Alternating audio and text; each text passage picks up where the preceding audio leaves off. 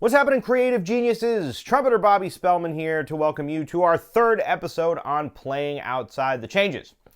Now, typically when we learn how to improvise, we think of notes as being right notes or wrong notes. If you're playing the right notes, you're in the chord. If you're playing wrong notes, you're playing outside the chord. And that can be a useful little idea as you start to get into improvising, so you get a sense for where those, I don't really like that. I don't even like the idea of inside and outside, yes and no, right and wrong in that respect. Murder, yeah, sure. If we're talking about murder, there's right and wrong. All right, there's an objective morality to murder. But music, I don't think so.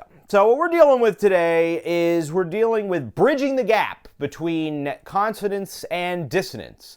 Consonant notes we've learned to play within a certain context, and now we're dealing with slightly more dissonant notes. But I think it's easy to think, hey, there's inside notes and there's outside notes. It's either consonant or dissonant. But no, it is a spectrum from consonance to dissonance, and there are increasingly consonant and increasingly dissonant notes in any particular chord or key. So the job today is to talk about how to bridge the gap between consonance and dissonance and add a little extra spice of dissonance without getting too overboard and trying to find abstract but still concrete relationships between the melodies that you're playing and the underlying chords on this very exciting episode of Theory with Bob. All right, for the last 100 or so years, we've had a lot of different theorists discussing various consonance versus dissonance in music. In particular, I think you can check out Hindemith's views on this subject. There are many others as well. Of course, Schoenberg had a lot to say on consonance versus dissonance, 12-tone music, things of that nature. But my inspiration for this comes from the great composer and theorist George Russell in his book, The Lydian Chromatic Concept of Tonal Organization.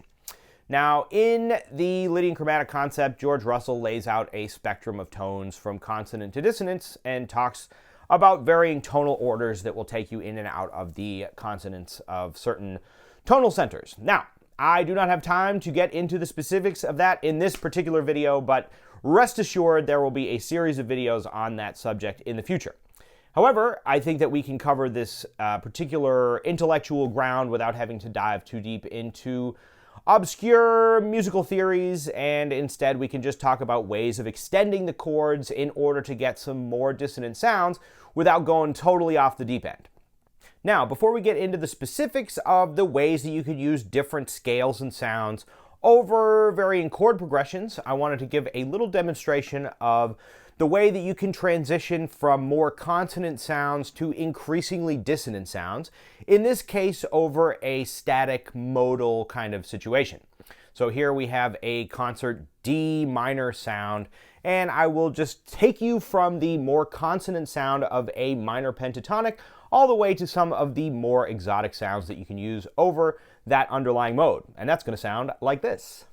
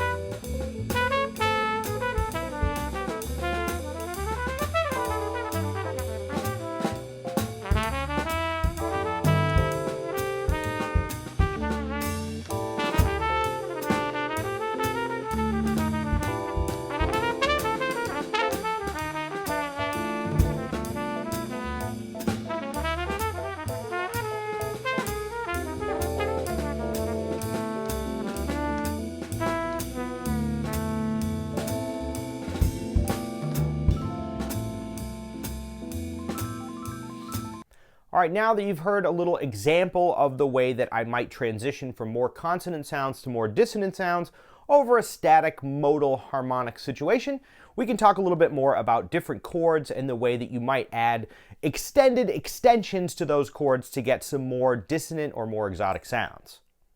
So imagine you have, for example, a dominant seventh chord. You've got the 1, the 3, the 5, and the flat 7.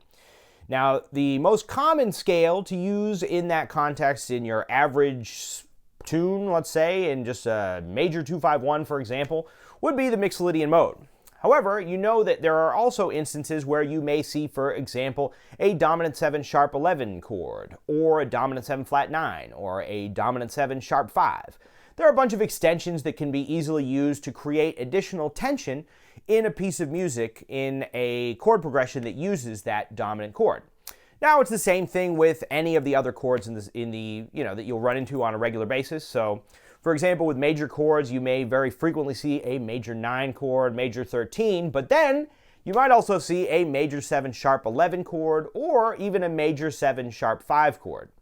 So one way that you can approach distancing yourself gradually from the underlying chord changes is to experiment with some of those more common but less explicitly mentioned extensions on the chords. So, for example, you can play through a piece and try to find those scales that incorporate those notes that are just a little bit outside of the conventional approach to playing the chords. For example, on a dominant 7th chord, let's say you had a C dominant 7th chord, you could experiment with the sharp 4 in the Mixolydian scale. So there you get sort of a Mixolydian sharp 4 or a Lydian dominant sound, depending on how you want to put it. You can also use various altered scales over that. Again, now this is all dealing with, we're relating to that underlying chord very specifically. There's always an understanding that here's the root note, here's what we're dealing with in terms of the chord, but now we're just adding a little color as extension on top of the chord. It may not be explicitly written into the piece, and if it is, then you're playing inside the chord changes, and this series is about playing outside of the chord changes. So what you're trying to deal with is just finding those notes that are extensions beyond what is otherwise written into the piece to relate directly to the underlying chord, but in a more abstract way than if you were just playing the most consonant versions of the scales that you're playing. Now, we could go into the specifics of many different ways that you can do that on different chord progressions, but it will depend very much on each individual tune and the position of each chord and chord progression within that tune. So the best way to do that is just to experiment with different ideas and try different things out and see what works for you. In this instance, I wanted to give you a little example of one way that I might choose to relate in a more abstract way to the underlying chord progression, playing with a rhythm section featuring my friends Jesse Lynch, Julian Smith, and Evan Hyde. And in this instance, we are going to play the standard tune, All the Things You Are. We're just going to play the changes. I'm going to do one chorus, and I'm going to play some scales and notes that are directly related to the underlying root and the underlying chord, but are a little bit more of an abstract approach. And you will get a chance to hear what it sounds like to be able to play around with those slightly more dissonant notes within the context of the chord progression. And that sounds like this.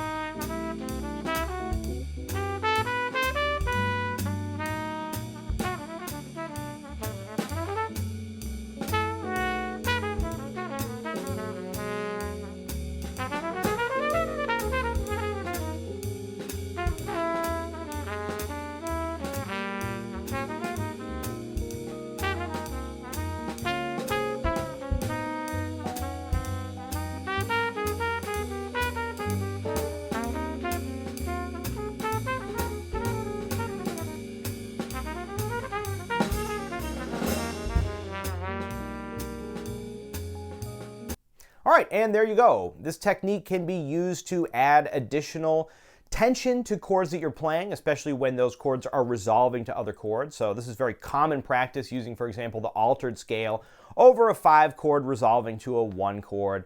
But it can also be used just to add a little extra dissonance or a little extra color to any of the chords that you're playing on.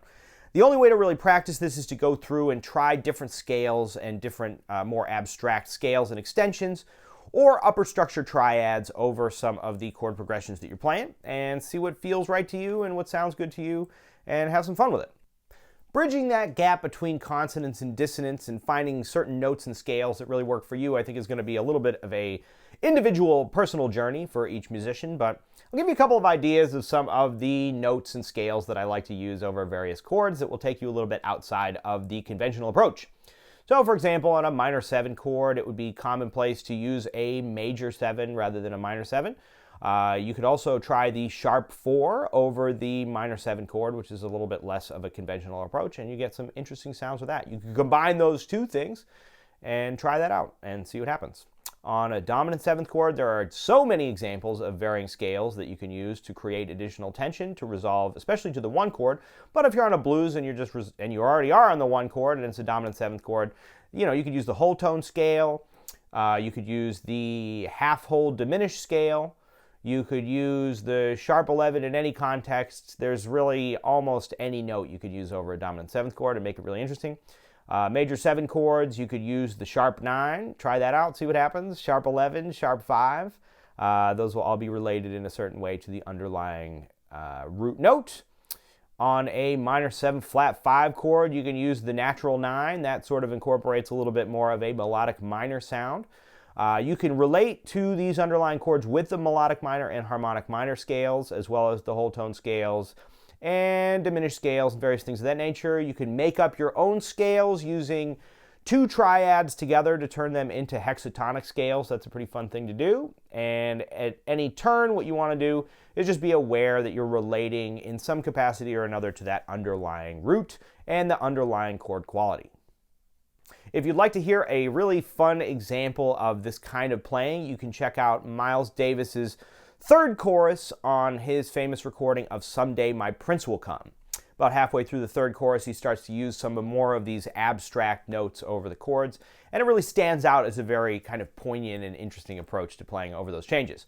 Miles would do that quite a lot. He would incorporate that approach, and there's a lot of other musicians who will incorporate that kind of approach in different ways, so you can listen to various recordings and try to pick out where sort of more abstract notes are being used that still are tethered firmly to the underlying chord progression. All right, gang, I hope that inspires you to try out different experiments with playing extended extensions from the chords that you're playing on, which is sort of a way of playing outside and playing inside the changes. You're really finding that fine line that differentiates inside from outside.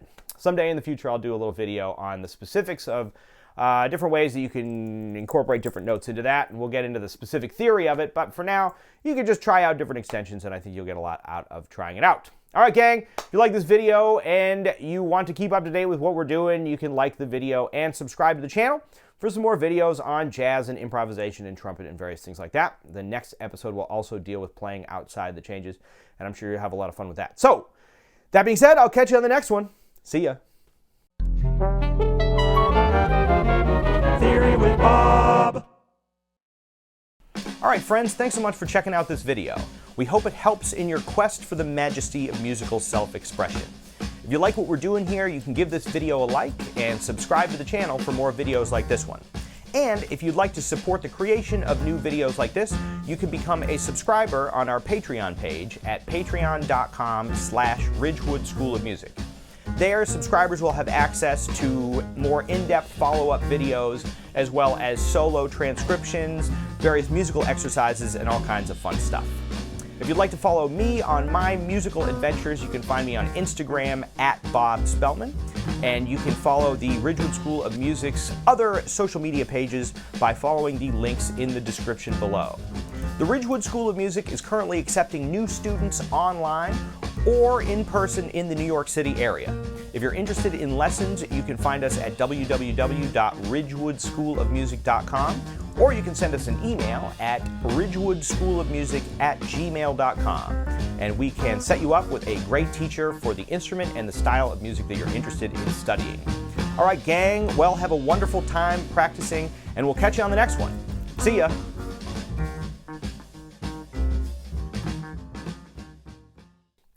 Now, if we learn blah, blah, blah, blah, blah, blah, blah,